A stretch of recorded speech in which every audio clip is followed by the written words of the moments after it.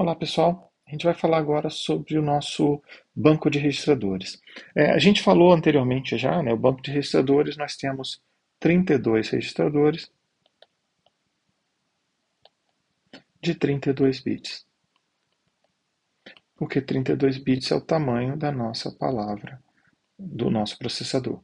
Mas a gente poderia ter uma versão de 32 registradores de 64 bits, que seria a versão de 64 bits do RISC-V. Então nós estamos trabalhando com 32 registradores de 32 bits, que é a versão de 32 bits do processador. O que mudaria em tudo que a gente está falando? Simplesmente você ia declarar. A gente já pegou aqui, né? Então eu posso declarar, por exemplo, um, eu posso declarar um registrador de 32 bits, né? O nosso registrador A, mas eu poderia declarar 63 a 0, exatamente o mesmo A. Eu vou declarar um B só para ficar diferente aqui.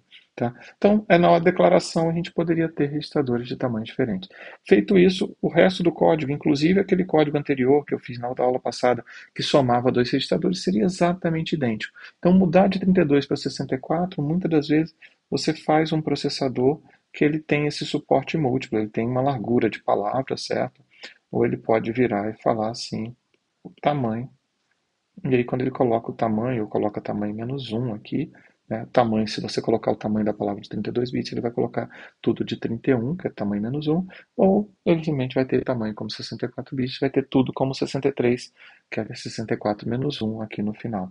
Então, com isso, a gente consegue, de forma genérica no seu Verilog, trabalhar as palavras, tá? Dá para fazer mais coisa genérica, a gente está mostrando só um pedaço aqui para vocês, tá bom? Tudo bem? O que é um banco de registradores? Ele armazena 32 registradores de 32 bits, eu já falei para vocês. Ele fornece valores de dois registradores por vez e permite a escrita em um registrador junto com as leituras. Então, eu vou trazer a primeira instrução que a gente gostaria de lembrar. A gente tem aquele add nosso, certo? E eu vou pegar dois números aqui, eu vou pegar registradores diferentes, tá?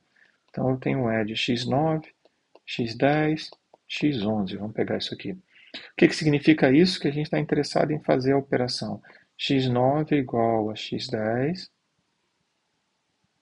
10 mais x11. É isso que a gente quer fazer. Então, para fazer essa operação, eu preciso ler o valor do x10, então eu preciso passar o valor 10 aqui. Eu preciso ler o valor do x11, então eu preciso passar esse valor, e eu preciso fazer a escrita no x9. Tá? Então, o que vai acontecer? Vamos supor que o registrador x10 tivesse o valor 100. Vamos supor que o registrador x11 tivesse o valor 110. Tá? E aí, em algum momento, foi feita uma operação e vamos supor que o resultado dessa operação tivesse sido 40. Sei lá que operação é essa, né? Vamos, só para não repetir o 10, mas vamos supor que eu quisesse fazer uma subtração, então, e o resultado dessa operação fosse menos 10. Tá? Então, nesse cenário aqui, a gente vai ter lido o 10, que tem valor 100, o 11, que tem valor 110, e vai gravar no x9 o valor menos 10. É para isso que servem essas portas, e para poder habilitar a escrita, eu preciso colocar read_write igual a verdadeiro, que é o nosso sinal de controle. Se eu colocar read_write igual a falso, a gente não grava o registrador. Então, nosso banco de registradores ele tem três portas que indicam o número dos registradores e uma porta que vai indicar o dado que vai ser escrito.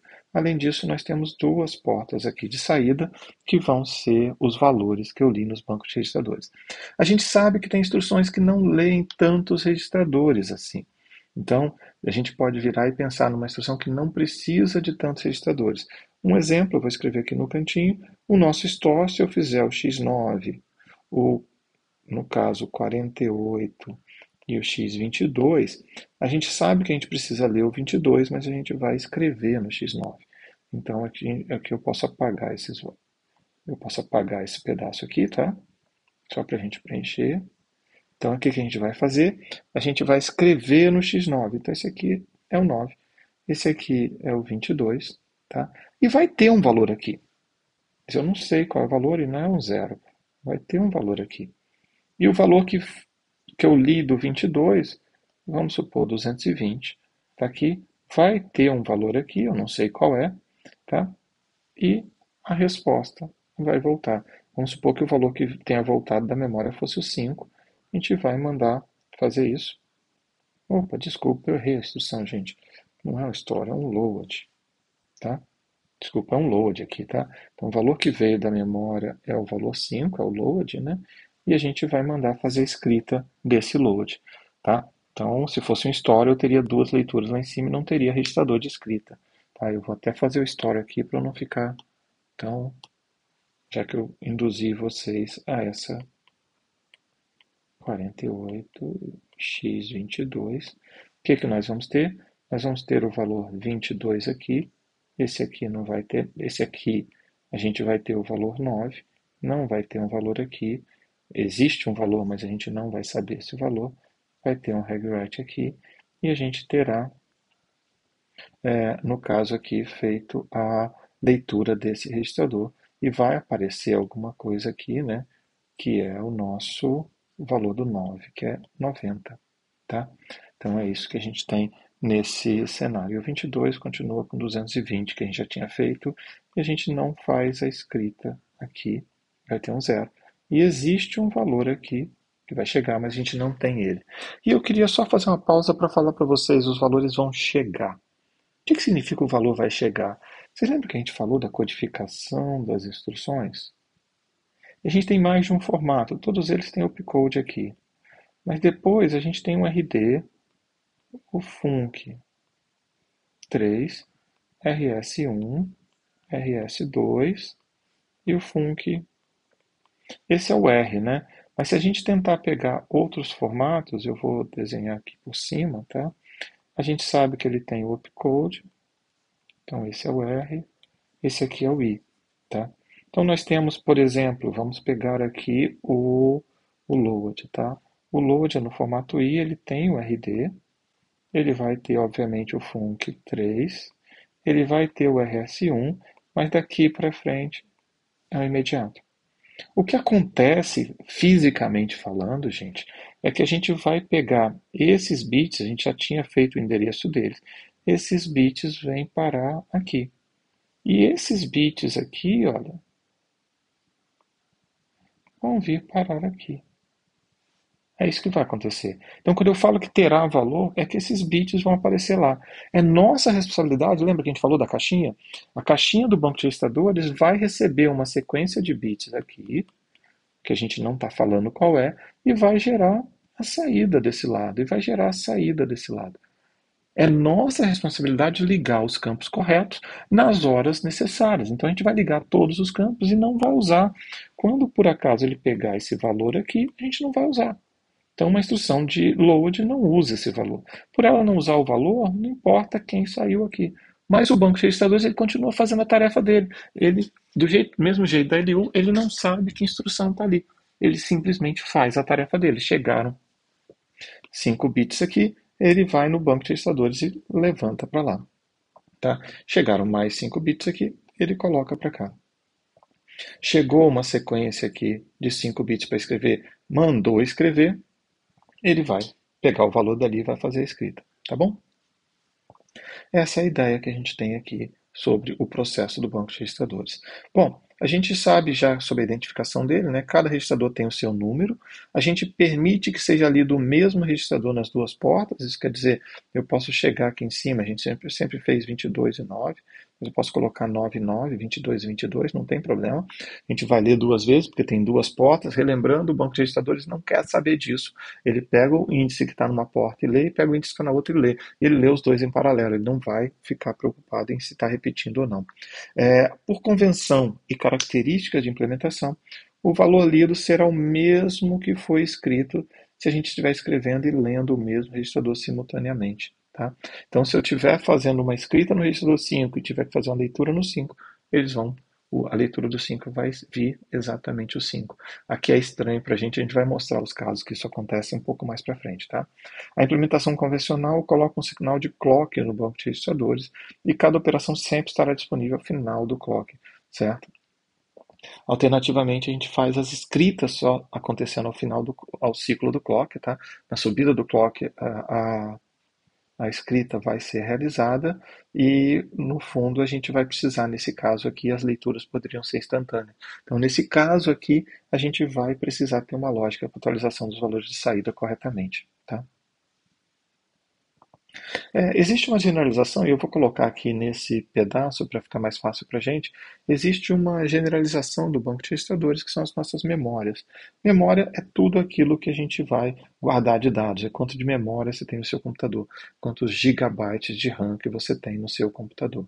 Então, se você quer pensar em declarar, é claro que não vai caber no seu FPGA, tá? Mas você poderia fazer assim, algo como, eu vou pegar uma memória. A nossa memória é de byte, tá? Então eu vou fazer a declaração desse jeito, depois a gente vai mostrar que é mais interessante a gente fazer a declaração de 32 bits. Mas a gente pode fazer isso aqui, e a gente pode vir aqui na frente e fazer uma memória que vai de 0 até 4 gigabytes. Não dá para botar esse giga aqui não, mas a gente pode fazer assim, ó. 4 vezes 1024 vezes 1024 vezes 1024. 4 gigabytes, tá? O Verilog não vai sintetizar isso para vocês. Você não tem um FPGA com essa capacidade. Você não tem um simulador, provavelmente, com essa capacidade de memória. Então, não cheguem muito perto disso.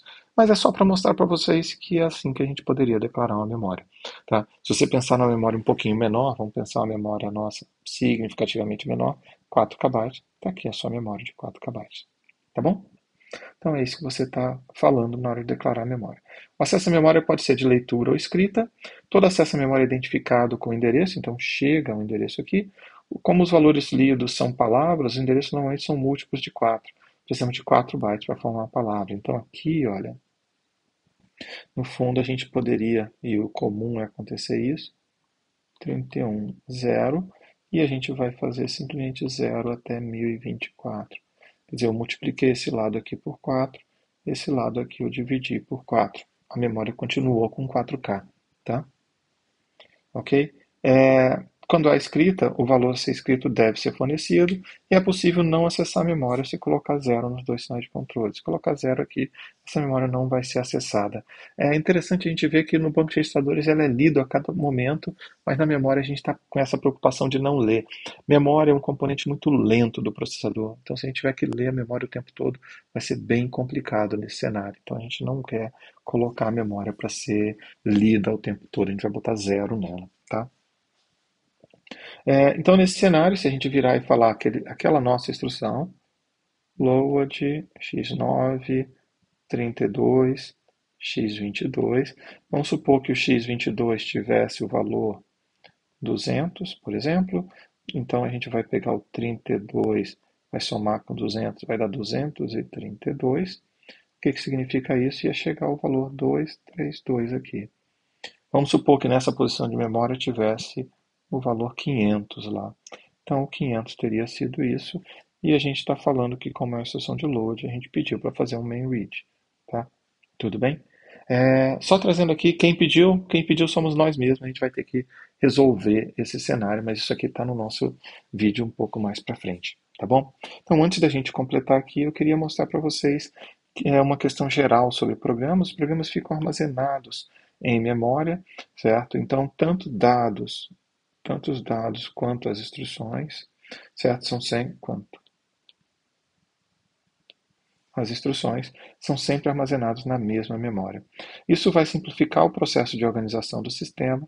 Entretanto, instruções e dados podem ser confundidos entre si, gerando potenciais riscos de segurança. Não é o nosso foco aqui, mas esse é um dos grandes problemas que tem de segurança hoje em dia. Não dá para ler uma instrução e um dado ao mesmo tempo, porque eu só tenho uma única memória e o processador vai ter que fazer uma das operações por vez, de cada vez. Então, aqui só para pensar, olha, a memória podia ter um código-fonte em C, texto de um livro, folha de pagamento, o compilador está aqui, o editor está aqui, um programa de contabilidade. Não importa, tudo está aqui. E o que vai acontecer novamente, a memória não sabe o que está dentro dela. Olha bem, eu estou tentando reforçar bastante isso, né? Cada componente não tem tanta consciência assim. A memória não sabe o que está lá dentro dela, sabe só que tem uma sequência de bits. Na hora que essa sequência de bits vem para dentro do processador, ou ela é interpretada como uma instrução, quer dizer, o processador leu essa sequência de bits para interpretar como uma instrução e vai interpretar como instrução, ou ela vai ser interpretada como dados, porque tem um programa que fez essa leitura e o programa vai interpretar como dados, certo? Mas isso a memória não tem o conceito, ela não tem a consciência dessa informação. Tá? O banco de registradores também não tem a consciência se você vai usar ou não os dados. Tá? Então a gente está mostrando sempre para vocês o seguinte: a gente, no projeto do hardware, o que a gente faz é uma caixa. Tem entradas e saídas, e ela está consciente de que ela precisa realizar essa operação. Como o resultado da operação ou a entrada da operação serão definidos ou utilizados, não é um problema da nossa caixinha, tá? Ela sabe falar a comunicação com o mundo exterior, tá bom? Ok, pessoal? Aí a gente está falando então dessa parte de distinção, a gente não sabe entre instrução e dado, tá? E toda leitura demanda uma interpretação do dado lido, né? Então, se a gente tentar ler pela busca de instrução, vai ser interpretado como instrução, e se for por uma instrução de load, será interpretado como um dado, certo? Obviamente, isso pode gerar problemas de segurança, a gente tem que tomar esse cuidado, tá? Ok, pessoal, depois a gente vai falar sobre executar as instruções no nosso próximo vídeo, mas por enquanto eu paro por aqui com vocês, tá bom? Até mais então, pessoal. Tchau, tchau.